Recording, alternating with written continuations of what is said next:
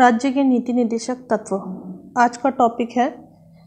हम राज्य के जो नीति निर्देशक तत्व हैं वो संविधान की प्रस्तावना में उल्लिखित हैं, और जो उल्लिखित हैं ये शब्द कहाँ से लिए गए हैं, किस पर आधारित हैं, यही सब चीज़ें हम इसमें पढ़ेंगे।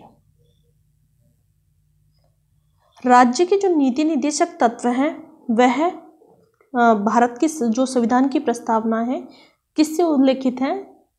सामाजिक, आर्थिक व राजनीतिक न्याय तथा स्वतंत्रता, समानता, बंधुत्व। जो राज्य के नीति निर्देशक तत्व हैं वो इन्हीं 5 भावनाओं पर आधारित हैं: सामाजिक, आर्थिक व राजनीतिक न्याय तथा स्वतंत्रता, समानता और बंधुत्व।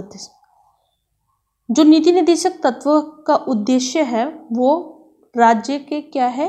लोक कल्याणकारी राज्य को कैसा बनाना है? लोक कल्याणकारी राज्य बनाना है।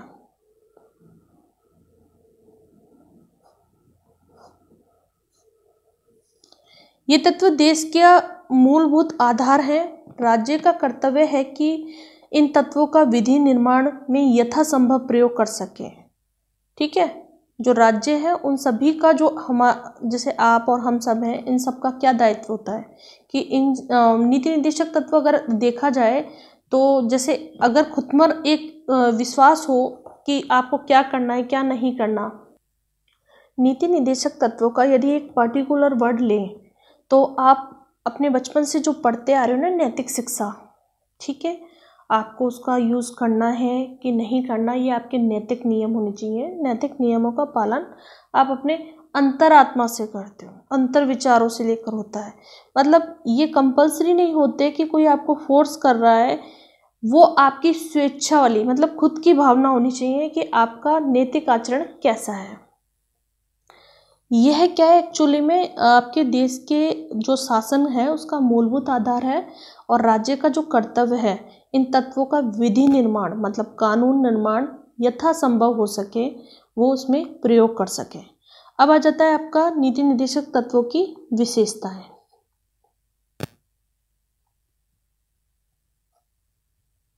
ठीक है, संविधान का जो भाग 4 है जिसमें अनुच्छेद हम ले सकते हैं 36 से 51, इनका वर्णन किया गया है। किनका? नीति निर्देशक तत्वों का। ठीक है, अब एक्चुअली में ये लिया कहाँ से गए हैं? तो संविधान के भाग जो 4 है ये आयरलैंड के भाग 4 से लिए गए। क्या लिए गए हैं? नीति निर्देशक तत्व। कुछ बच्चे क्या नीति निर्देशक तत्व मूल कर्तव्य, इनमें बहुत कन्फ्यूजन की स्थिति बनी रहती है, आप कितना ही पढ़े लें, लेकिन आप थोड़ा सा सोच समझ के या पर्टिकुलर वर्ड को तोड़कर इसकी व्याख्या करोगे तो आपको पता पड़ेगा कि नीति निर्देशक तत्व मतलब जो आप नैतिक आचरण, नैतिक नियम जो आप शुरू से करते आ रहे हो वही हमारे नैतिक नियम होते हैं। ठीक है, तो ये जो भाग 4 से और 36 से 51 अनुच्छेद हैं ये नीति निर्देशक तत्व के लिए लिए गए हैं। निर्देशक जो तत्व हैं ये गैर न्यायिक हैं। ध्यान दें, नीति निर्देशक तत्व क्या है? गैर न्यायिक।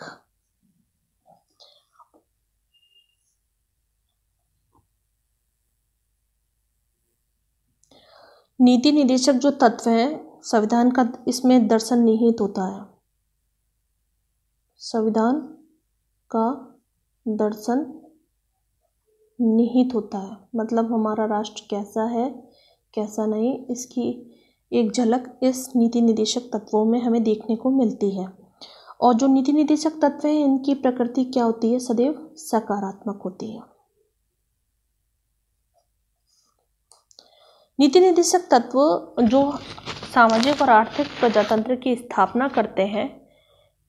एक चीज़ यहाँ पर ध्यान रखना, नोट डाल के लिख लो आप लोग कि जो भारत तथा आयरलैंड को छोड़कर भारत तथा आयरलैंड, ठीक है, इन 2 राष्ट्रों को छोड़कर पूरे विश्व में आपको कहीं पे भी नीति निर्देशक तत्वों का उल्लेख देखने को भी नहीं, मतलब कैसे भी उल्लेख हो वो नहीं मिलेगा, ठीक है। अब जो नीति निर्देशक तत्व हैं, यहाँ पर हम उनके नीति निर्देशक तत्वों की से रिलेटेड जो डेफिनेशंस हैं कुछ विद्वानों की, वो पढ़ेंगे।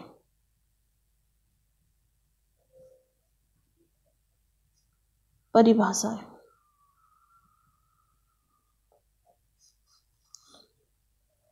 केटी साहा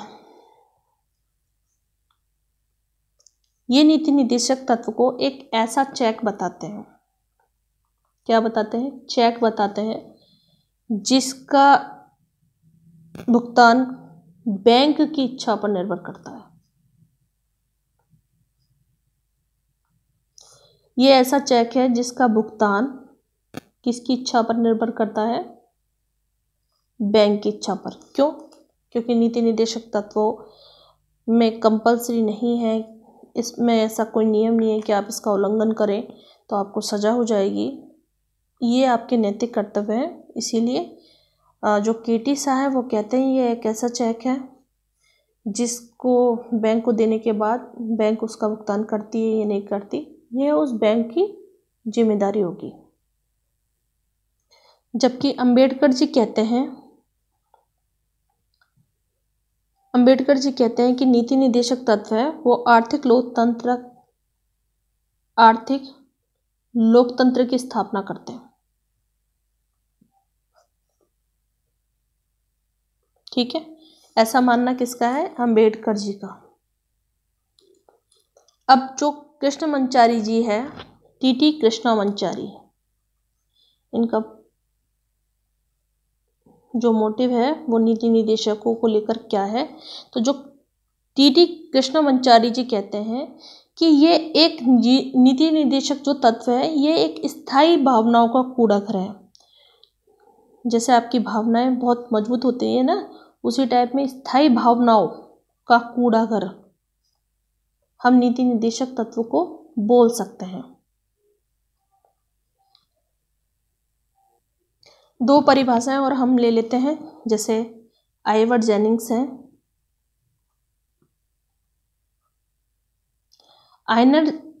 आइवर जेनिंग्स का मानना है जो नीति निर्देशक तत्व हैं वो पुण्य आत्माओं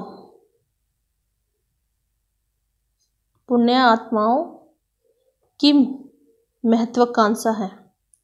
क्योंकि नीति निर्देशक तत्व में जो अच्छाइयाँ बताई गई हैं वो एक तरह से मतलब कोई पुण्य आत्माओं का फल होता है ना, उस टाइप का इन्होंने आइवर जेनिंग्स ने उसको संज्ञा दी है, जो कि ग्रैनविल ऑस्टिन कहते हैं। ग्रैनविल ऑस्टिन इन्होंने नीति निर्देशक तत्वों को सामाजिक क्रांति का प्रतीक बताया है। सामाजिक क्रांति का प्रतीक बताया है किसको, नीति निर्देशक तत्वों को, ठीक है। तो परिभाषा इतनी ही काफ़ी है। लास्ट में हम पढ़ेंगे कि जो अनुच्छेद 36 है, क्योंकि मैंने आपको बताया था अनुच्छेद 36 से 51 तक हमें क्या मिलेंगे देखने को, नीति निर्देशक तत्व, ठीक है। अनुच्छेद 36 में जो इसकी परिभाषा दी गई है, किसकी, राज्य की। अनुच्छेद 36 में जो राज्य की परिभाषा दी गई है, राज्य का अर्थ वही है जो भाग 3 में है, ठीक है। और भाग 3 के अनुसार, भाग 3 के अनुसार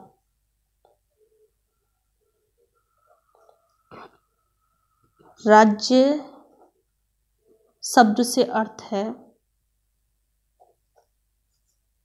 केंद्र सरकार। राज्य शब्द से जो अर्थ है उसका है केंद्र सरकार, संसद, राज्य सरकार, विधानमंडल, स्थानीय प्राधिकारी, स्थानीय प्राधिकारी और अन्य प्राधिकारी। ठीक है, तो लिख लेना। ये किस में है? अनुच्छेद 36 में। ठीक है, अनुच्छेद 37 में क्या कहा गया है? अनुच्छेद 37 में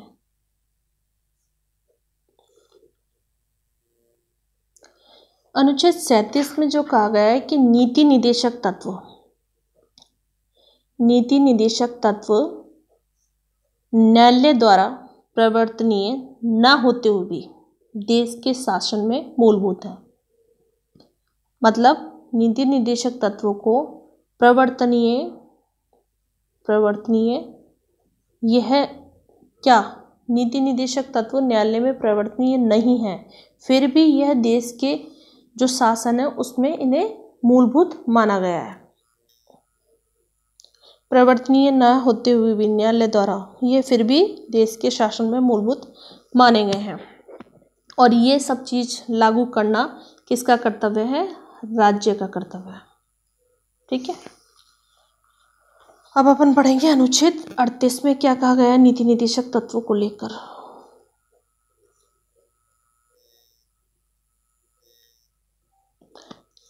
अनुच्छेद 38 कहता है कि राज्य लोक कल्याण, लोगों के कल्याण के लिए, लोगों का कल्याण में वृद्धि हो, अभिवृद्धि हो, तो जो अनुच्छेद 38 है वो ये कहता है कि राज्य लोक कल्याण अभिवृद्धि के लिए एक ऐसी सामाजिक कल्याण व्यवस्था बनाएगा जिसमें सामाजिक, आर्थिक और राजनीतिक न्याय की स्थापना हो सके।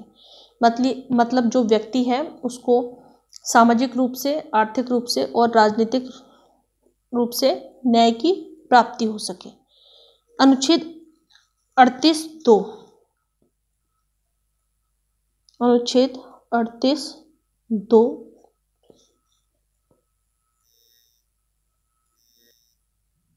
अनुच्छेद 38(2) कहता है कि राज्य आय, प्रतिष्ठा, सुविधाएं शब्द गलत लिख गया, सुविधाओं व अवसरों की असमानता को समाप्त करने का प्रयास करेगा। ऐसा अनुच्छेद 38(2) कहता है कि राज्य किसी की भी, मतलब राज्य आय, प्रतिष्ठा और जितनी भी सुविधाएं व अवसरों की असमानता है, जो लोगों में इन चीज़ों को लेकर जो असमानता है उसको समाप्त करने का प्रयास करेगा। ऐसा अनुच्छेद 38(2) कहता है। इसे 44 और ये जो चीज़ है नेक्स्ट, ये भी अनुच्छेद 38 में ही लिखी गई है कि 44वें संविधान संशोधन 1978 द्वारा इसे जोड़ा गया। कौन से संविधान संशोधन द्वारा जोड़ा गया? तो ये था 44वें संविधान संशोधन अधिनियम द्वारा। ठीक है, अनुच्छेद 39, नेक्स्ट पेज पलटती हूँ पर। अनुच्छेद 39, इसमें क्या कहा गया है? राज्य द्वारा अनुसरणीय कुछ निदेशक तत्व हैं जिनमें 6 बातों का उल्लेख किया गया है। पहली है स्त्री व पुरुष, इन दोनों को क्या किया जाए? आजीविका का जो समान अवसर है वो दोनों को उपलब्ध किया जाए। किसका? आजीविका का। मतलब जो दोनों के कहते हैं ना वेतन वगैरह, ये सब चीज़ें इनको समान प्राप्त की जाए। अनुच्छेद 39(ख) में कहा गया है कि जो राज्य के प्राकृतिक संसाधन हैं, राज्य के जैसे प्राकृतिक संसाधन होते हैं ना, पेट्रोल, डीजल और है ना घरेलू वस्तुओं से, जैसे ये उपलब्ध इन लोगों को कराना कि जिससे अधिक से अधिकतम लोगों का हित हो सके। कौन से? प्राकृतिक संसाधनों का जो आवंटन है, प्राकृतिक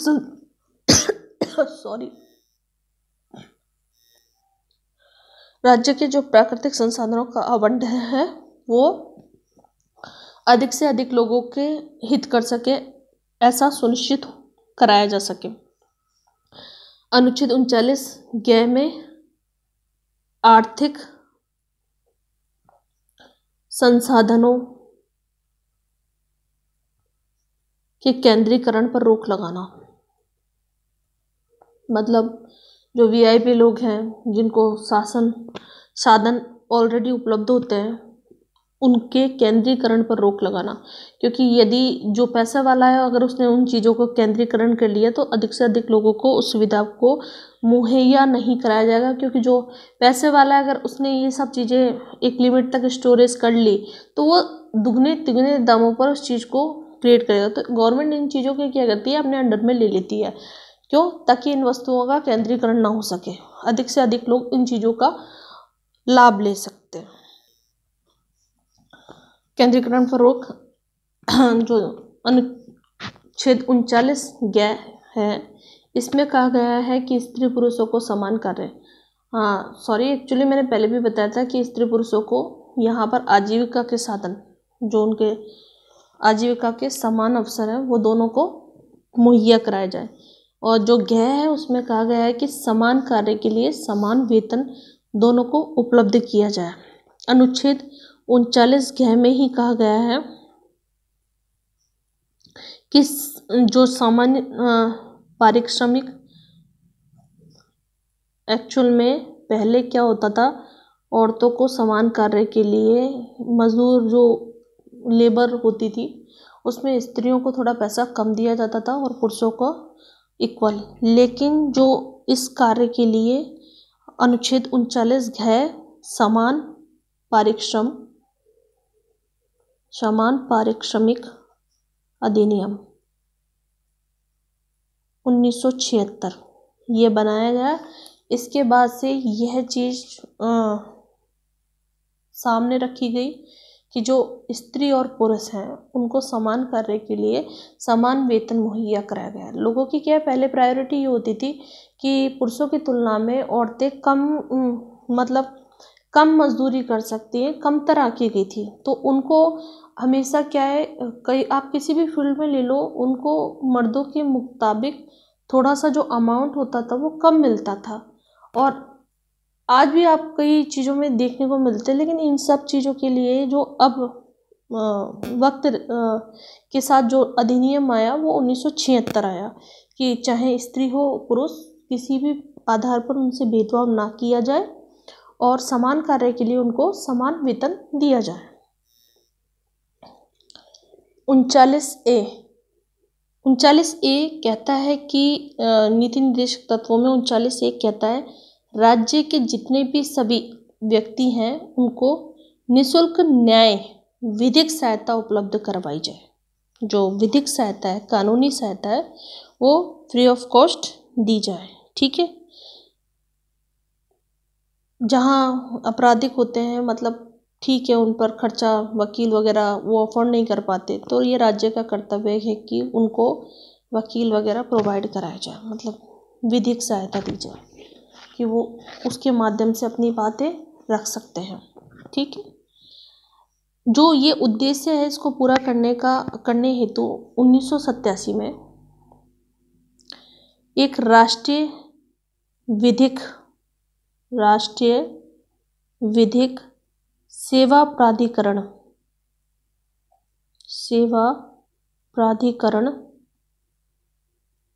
अधिनियम आया 1987 में।